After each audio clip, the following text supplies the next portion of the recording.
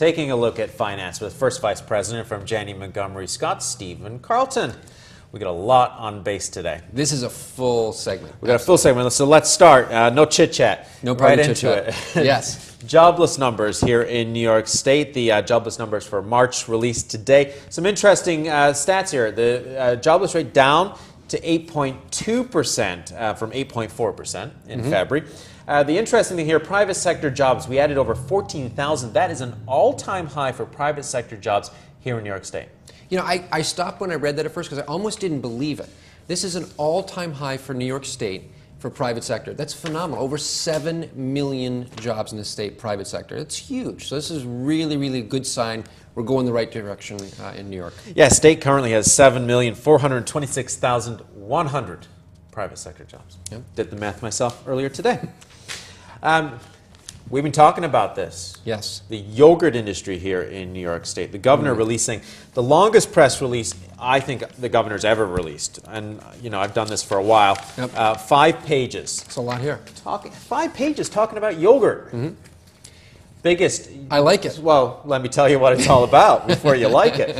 The New York State top yogurt producer in the country. I almost don't want to believe You don't want to believe anything today. It is unbelievable. Who would have thought 5 years ago New York State going to be the top yogurt producer in the nation? Wouldn't have thought it. But then this little yogurt place opened up, Chobani's, and I started buying this yogurt. I think it's just Chobani. And it is, well, it's Chobani's if you buy a lot of them altogether, plural. Like you do. And they are fantastic. They're great. Do you have a favorite yogurt? I actually do like the Chobani. You're just saying that because I like the pineapple flavor. I'm kind of partial to the raspberry. You are? Yes. Okay, so yeah, New York State, top yogurt producer in the country. Let's jump back to the unemployment numbers for a minute. Sure. Really good unemployment numbers. Everybody should be cheering. Yes. It's good news. The Empire State is back. Yes. Not the New York State Petroleum Council. Well, you know, when I first read this, you know, David, you and I kind of laughed about this a little bit. Yeah, so what happened today, the New York State Petroleum Council sending out a press release. Karen Moreau, she's the executive director of that organization, saying that the job numbers aren't good. And you called this something, this press release, I guess you could call it that. You can quote me. I said it was a little bit cheeky. So I love a little bit of sarcasm. Who doesn't? And, you know, this is a contentious issue. You know, fracking in New York State, people concerned about the water supply and contamination of the environment. So they've got a vested interest in saying these numbers aren't good. They, the New York State Petroleum Council pushing fracking. The southern tier, of course, that is their target. They want the southern tier of New York to be fracking because they say the economy is bad there.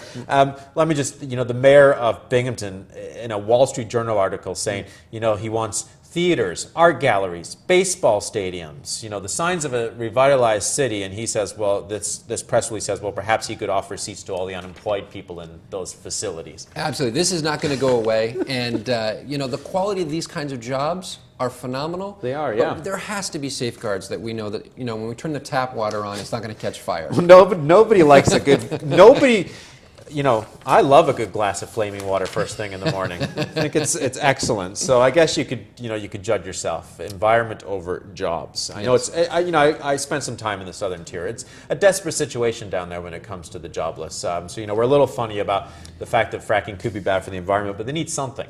Yeah, there is an opportunity here, Yeah. and they've done it in other states. It's just we have to find a way to safely do it, and I think... And they haven't as of yet. I think they're not quite there yet, but the technology is rapidly improving, so we're hopeful. All right, you know, it's not just New York State that's having a good day with the jobless numbers. I guess you could call it a good day. The unemployment rate for March in the United States down to 7.6%, 352,000 jobless claims in March. Analysts say that the hiring, the sluggish hiring is temporary. You know what they've been saying? It's temporary for years. A long time. Let's call a spade a spade. We've been looking at 345,000 to 380,000 number week after week after week after week. Until these numbers drop below 325, I'm not going to be impressed. Yeah. The numbers are basically going nowhere. You know, mid 350 range. We need to see better. But the encouraging sign is the unemployment number is getting better. We just need it. It needs to be faster. It's like the tortoise.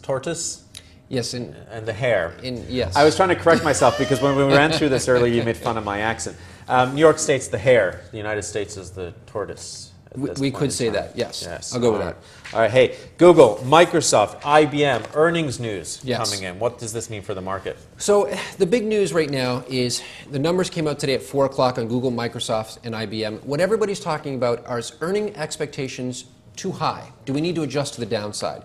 That question hasn't been answered yet, but in the weeks ahead, more and more people are going to be talking about it. It's a good time to kind of evaluate your portfolio with all the bouncing around in the stock market lately. Let's take a look. Good day for Google, though. You know, the earnings were good. You know, there were some good positive signs in there. But it's the forward guidance. It's what's going to happen the next 3 quarters, the next year and a half.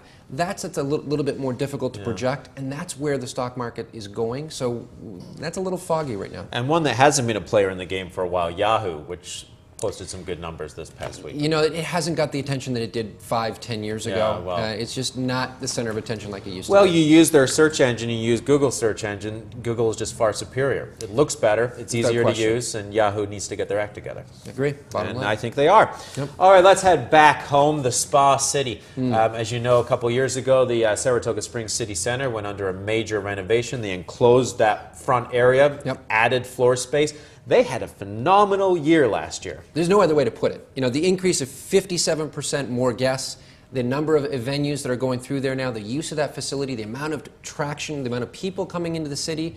This is a slam dunk, a home run for the city. We're all very, very proud of how that organization's been run. Yeah, 142,400 guests being attracted through their different conventions. Of course, you don't count the protesters for the gun shows in that one. No. They stay on the sidewalk. No comment. I am so confused where to do my groceries these days. There are so many grocery stores opening in our region. I don't know where to go. Doesn't it feel like we're in a big city?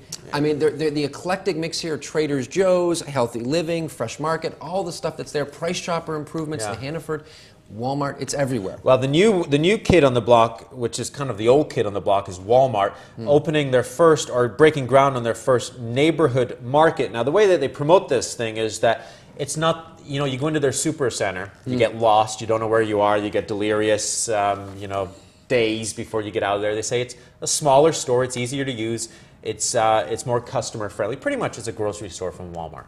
Yeah, you know, it's cleaner, the aisles are organized a little bit better. I just hope they have the samples on the end of the aisles, because that's the trick to get through that store. That's why you and I have to go to the gym several nights a week, because of those samples. It can be dangerous. Yeah, so Walmart now opening another store here. Yep. When I'm done with the grocery store, I want somewhere to sleep.